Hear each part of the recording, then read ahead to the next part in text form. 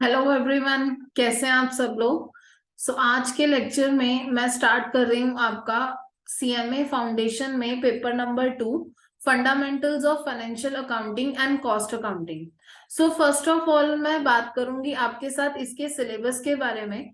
ये जो आपका पेपर है इसमें दो पार्ट्स हैं। Section A fundamentals of financial accounting, जो कि आपके पेपर में टोटल 70% वेटेज रखता है, ठीक है। और section B fundamentals of cost accounting, जो कि 30% वेटेज रखता है।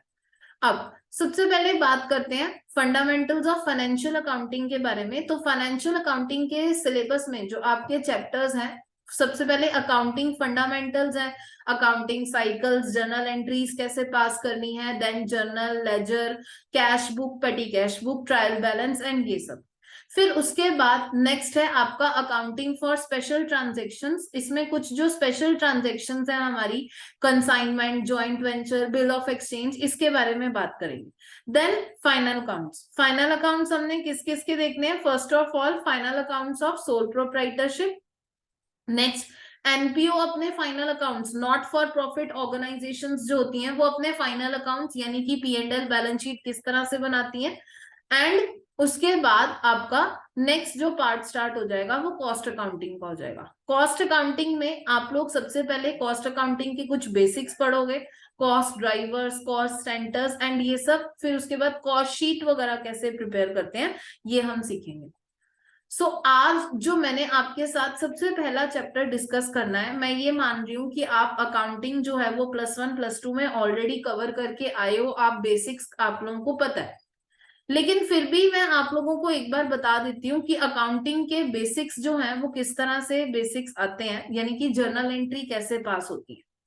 और जो आज का हमारा टॉपिक रहेगा वो रहेगा आपका बिल ऑफ एक्सचेंज, ठीक है। बिल्स ऑफ एक्सचेंज पर फिर आएंगे कि किस तरह से एंट्रीज पास करते हैं। अकाउंटिंग फॉर स्पेशल ट्रांजेक्शन का ये पार्ट है। देखो, अब सबसे पहले हमें पता है कि हम अपनी अकाउंटिंग में चार तरह की चीजें टोटल रिकॉर्ड करते हैं। कौन कौन से? First of all assets, next उसके बाद लायबिलिटी, फिर उसके बाद इनकम एंड एक्सपेंसेस।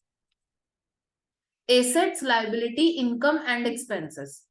अब किसी भी ट्रांजेक्शन की वजह से ये क्या होते हैं? इंक्रीज होते हैं या फिर डिक्रीज होते हैं। ये एक बेसिक फंडामेंटल अप्रोच थी जिसको आप मॉडर्न अप्रोच ऑफ अकाउंटिंग बोलते थे अपने +1 में। मैंने वही यहां पर लिया, वहीं से स्टार्ट किया। अगर किसी भी ट्रांजेक्शन की वजह से आपका एसेट इंक्रीज हो रहा है तो आप क्या करोगे? डेबिट। डिक्रीज हो रहा है तो क्रेडिट।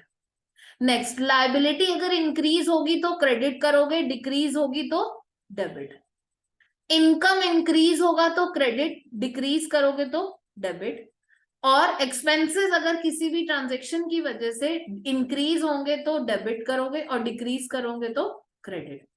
तो ये चार चीजें जो हैं वो क्या होंगी हमारी अकाउंट्स में? एसेट्स, लायबिलिटी, इनकम और एक्सपेंसेस, ठीक है।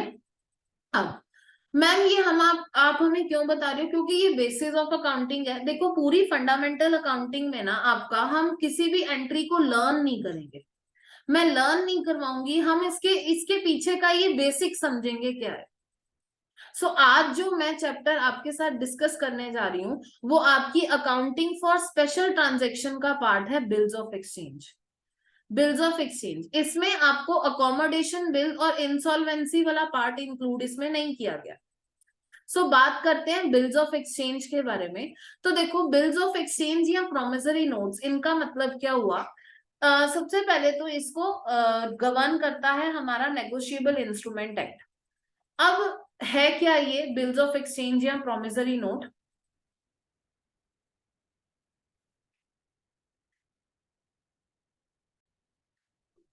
हाँ जी। यहाँ पर अब देखो, क्या हुआ। फॉर एग्जाम्पल मैं आप लोगों को पता है कि हम लोग ट्रेड जो है वो इन क्रेडिट पर भी करते हैं। मैंने एक फर्म खोला हुआ जिसमें मैं कुछ पर्टिकुलर गुड सेल करती हूँ। अब उस पर्टिकुलर गुड सेल करते वक्त क्या हुआ, मिस्टर ए, एक कस्टमर है मेरा, वो मेरे पास आया, उसने मुझे अप्रोच किया, मिस्टर ए ने। और उसने मुझे कहा कि मैम आप क्या ये पर्टिकुलर गुड्स मुझे क्रेडिट पर सेल करोगे? मैंने कहा ठीक है, मैं आपको क्रेडिट पर सेल कर देती हूँ। क्रेडिट सेल हम नॉर्मली बिजनेस में करते हैं। जब मैंने इस पर्सन को क्रेडिट पर सेल किया तो जो मेरी बुक्स ऑफ अकाउंट्स में मिस्टर ए क्या बन गया? मेरा डेटर बन गया। आप लोग क्या एंट्री पास करते हो क्रेडिट सेल की? Debtors account debit to sale, यानी कि mister A's account debit to sale account. आप लोग ये एंट्री पास करते हो, ठीक है।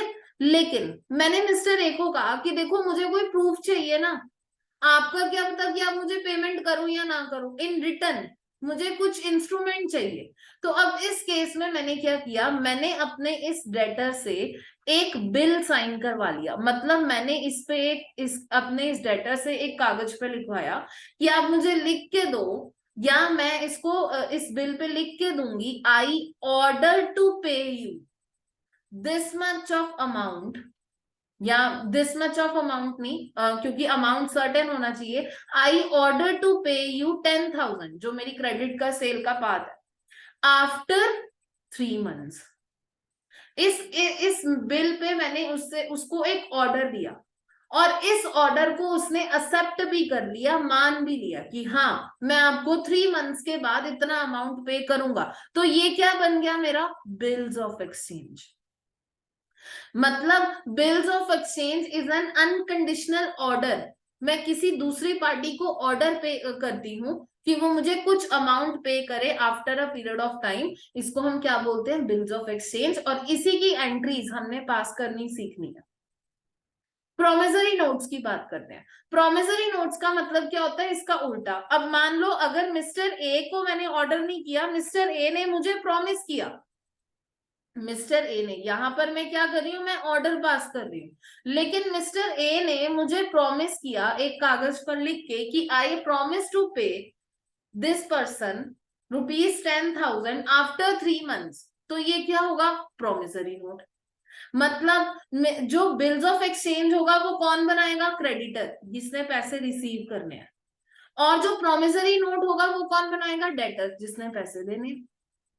As per Section 4 of the Negotiable Instrument Act, a promissory note is an instrument in writing. Ma'am orally order या promise नहीं कर सकते? No, it's not possible. Orally नहीं कर सकते, आपको writing में ही करना पड़ेगा। Unconditional होना चाहिए, कंडीशन अटैच नहीं होनी चाहिए। दूसरा, signed by the maker, maker के द्वारा साइन किया हुआ होना चाहिए। To pay a certain sum of money to or order to the certain person, मतलब कुछ सर्टेन पर्सन को या उसके किसी ऑर्डर को। जैसे मैंने मिस्टर राम को ऑर्डर किया कि I order mister Ram to pay mister Shyam, मतलब उसने मुझे पे नहीं करना, मिस्टर श्याम को पे करना है। टू पे मिस्टर श्याम, तो order to the certain person. या फिर उस पर्सन का, इस इंस्ट्रूमेंट का बियरर। बियरर कौन होता है? जिसके पास वो इंस्ट्रूमेंट है। बियरर इंस्ट्रूमेंट अब आरबीआई ने इशू करने बंद कर दिए, तो बियरर इंस्ट्रूमेंट हम इशू नहीं करते। अब इसी के साथ बिल्स ऑफ एक्सचेंज की डेफिनेशन देख लो। बिल्स ऑफ एक्सचेंज की क्या डेफिनेशन होगी? As per section 5 of the negotiable instrument act 1881, a bill of exchange is an unconditional instrument in writing. ये भी राइटिंग में होगा, ओरली ऑर्डर नहीं कर सकते आप किसी। ऑर्डर है, हमने प्रोमिसरी नोट में क्या पढ़ा था? It is an unconditional promise, but it is an bills of exchange के केस में it is an unconditional order signed by the maker directing a certain person. जो मेकर के द्वारा साइन किया गया होता है, जिसमें मैं किसी सर्टेन पर्सन को डायरेक्ट कर रही होती हूँ, उसको हम क्या बोलते हैं? Bills of exchange. ठीक है। फीचर्स क्या है बिल ऑफ एक्सचेंज के? वही जो प्रोमिसरी नोट के हैं, राइटिंग में होना चाहिए, ऑर्डर होना चाहिए, और वो भी अनकंडीशनल, कंडीशन के साथ नहीं होना चाहिए।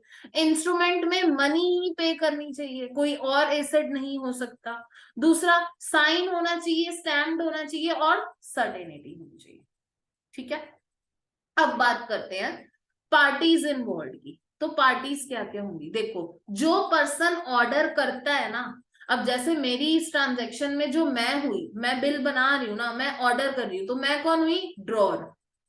The person who makes the bill is called the drawer, जो ऑर्डर करता है। और जिसने वो ऑर्डर को एक्सेप्ट किया उसको क्या हम बोलते हैं, एक्सेप्टर या ड्रॉई। ठीक है। और जिसको वो बिल पे होना होता है, अब जैसे मान लो मिस्टर ए ने मिस्टर बी पर बिल बनाया कि वो कुछ अमाउंट पे करेगा, किसको, मिस्टर सी को। तो उस केस में ड्रॉअर कौन होगा हमारा, मिस्टर ए। ये कौन होगा, ड्रॉअर। मिस्टर बी कौन होगा, ड्रॉई। और मिस्टर सी कौन होगा, जिसको पेमेंट रिसीव हुई है, पे।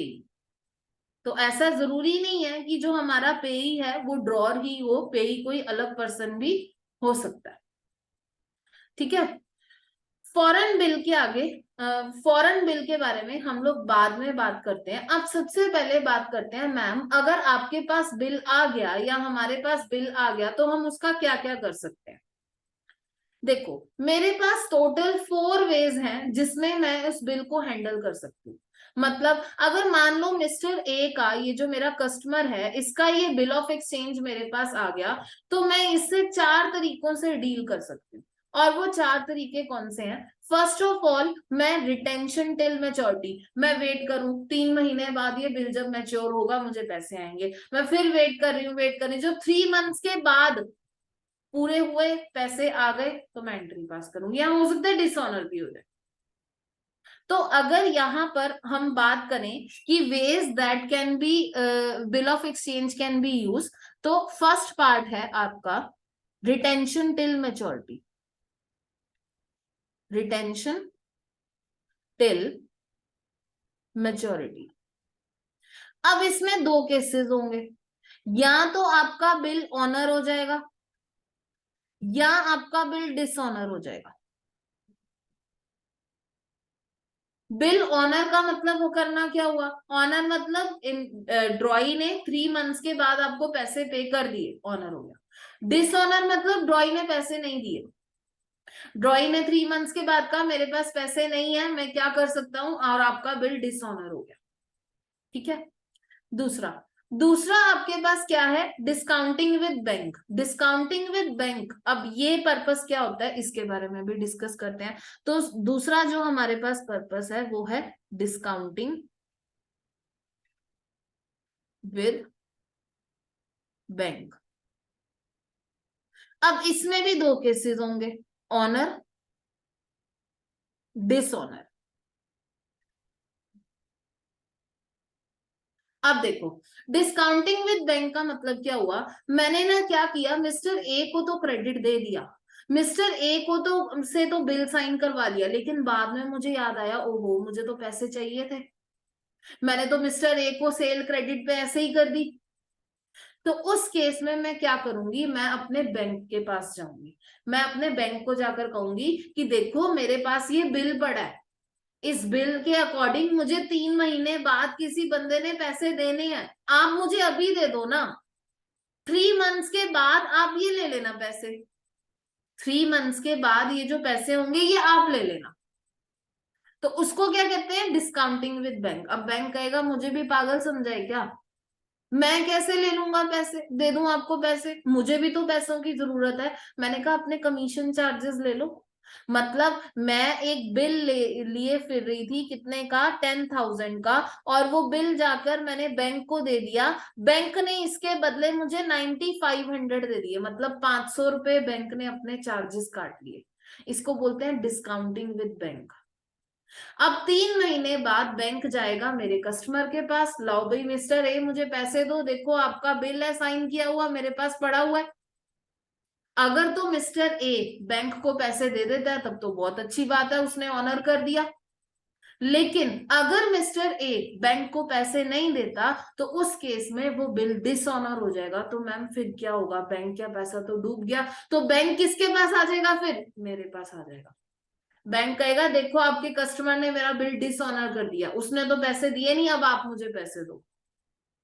हम इसकी जर्नल एंट्रीज फ्रेम करेंगे, धीरे धीरे करके आगे बढ़ेंगे।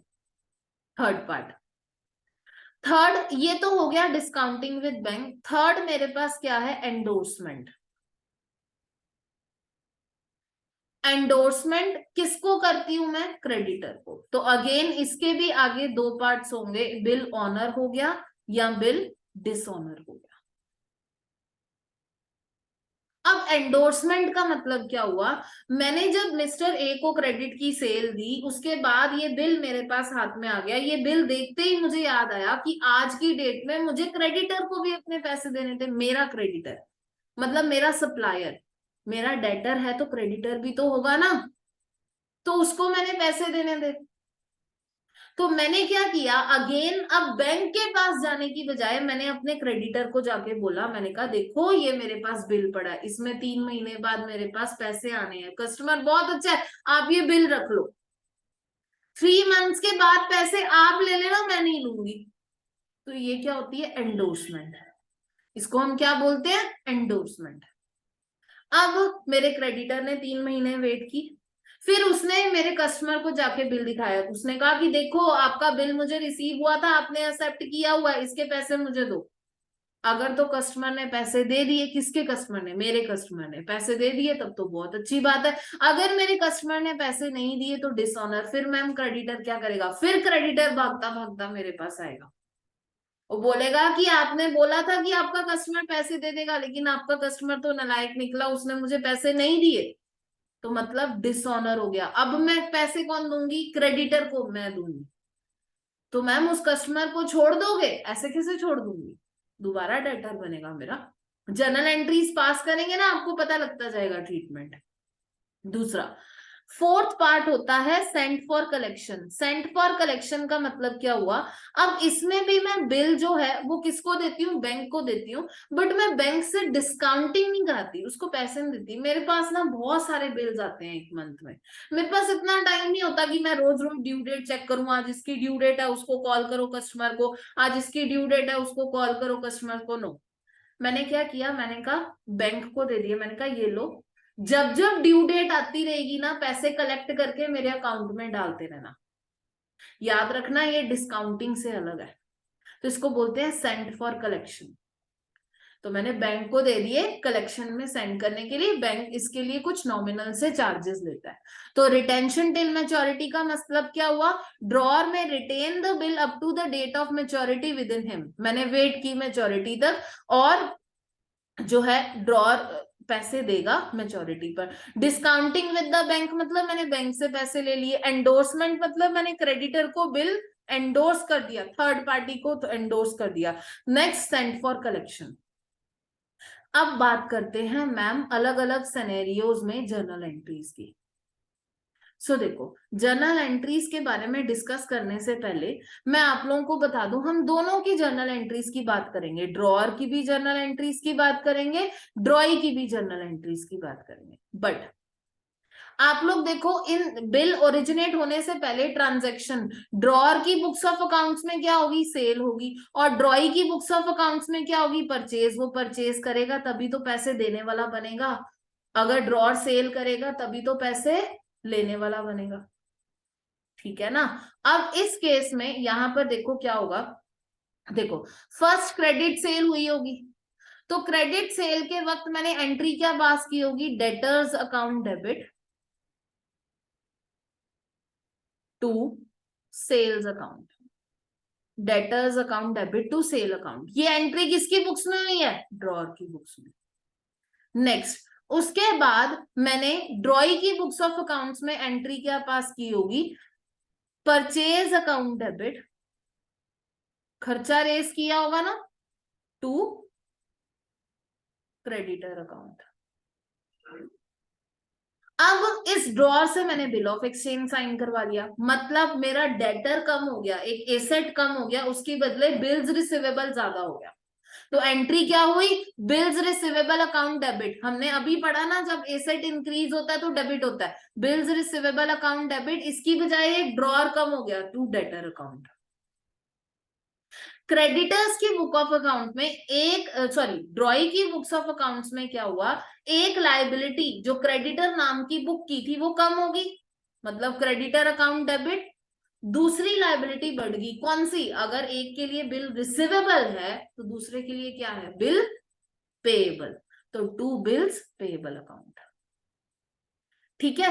अब ड्रॉअर के पास 3 ऑप्शन है, क्या वो बिल को मैच्योरिटी तक होल्ड कर ले, मैच्योरिटी पे क्या होगा, वो ऑनर होगा या डिसऑनर होगा। अब वो ऑनर डिसऑनर की एंट्री हम बाद में जाके देखेंगे।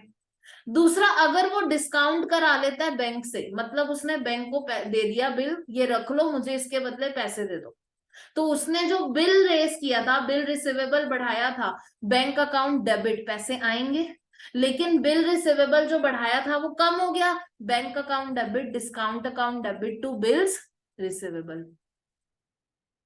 ड्रॉई की बुक्स ऑफ अकाउंट्स में कोई एंट्री नहीं आएगी, उसने तो पैसे देने हैं, चाहे मुझे दे चाहे बैंक को दे। तो डिस्काउंटिंग ऑफ विद बैंक के केस में ड्रॉई की बुक्स ऑफ अकाउंट्स में कोई एंट्री नहीं होगी, ठीक है ना। उसके बाद नेक्स्ट, अगर वो एंडोर्स कर देता है, अच्छा यहाँ पर एक बात सुनो, बैंक अकाउंट डेबिट एसेट है, बैंक अकाउंट आपका बढ़ा, डेबिट एसेट बढ़ गया, डेबिट हो गया, डिस्काउंटिंग चार्जेस भी तो बढ़ गए।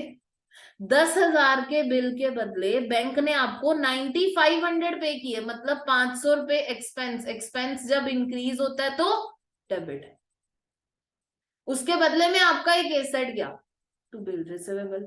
दूसरा, bill endorsed in favour of other, मतलब आपने क्रेडिटर को दे दिया, तो क्रेडिटर, अब क्रेडिटर को दे दिया मतलब आपका ड्रॉअर का एक क्रेडिटर कम हो गया, तो creditors account debit to bills receivable account, asset भी तो कम हुआ है ना। तो ये एंट्रीज आएंगी, आप लोग इसको नोट कर लेना वीडियो पॉज करके।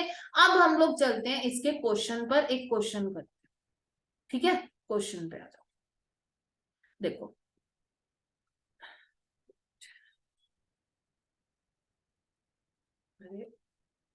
हाँ जी। सो यहाँ पर क्वेश्चन 1 में देखो वो क्या कहते हैं, miss Sujata receive 2 bills from miss Aruna. Miss Sujata को 2 बिल्स आए हैं मिस अरुणा से ऑन 1 जनवरी 2020, 2 मंथ्स के लिए। फर्स्ट बिल था, फर्स्ट बिल का अमाउंट है 10,200 और सेकंड बिल का अमाउंट है 15,000। The second bill was endorsed in favour of mister Siri. Miss Sujata ने मिस अरुणा से जो बिल रिसीव किए, उसने क्या किया, वो अपने क्रेडिटर मिस्टर सिरी को दे दिया। कौन सा, सेकंड वाला, ये वाला बिल। और फर्स्ट बिल डिस्काउंट करा लिया बैंक से, कितने का, 10,000 का। अब हमने जर्नल एंट्रीज पास करनी है, तो किस तरह से पास करेंगे, आ जाओ अपने आंसर पे। फर्स्ट ऑफ ऑल, अरुणा को 2 बिल मिले, मतलब रिसीव हुए, तो जर्नल एंट्री क्या हुई, bills receivable account debit to Aruna, और ये टोटल अमाउंट आएगा। टोटल अमाउंट कैसे, 10,200 प्लस 15,000 इक्वल्स टू 25,200। 10,200 प्लस 15,000, 25,200। फिर उसके बाद सेकंड बिल उसने क्रेडिटर को दिया। देखो, एक तो उसका क्रेडिटर कम हो गया, क्रेडिटर जब कम होता है, लायबिलिटी जब कम होती है तो क्या करते हो, डेबिट, सीरी अकाउंट डेबिट।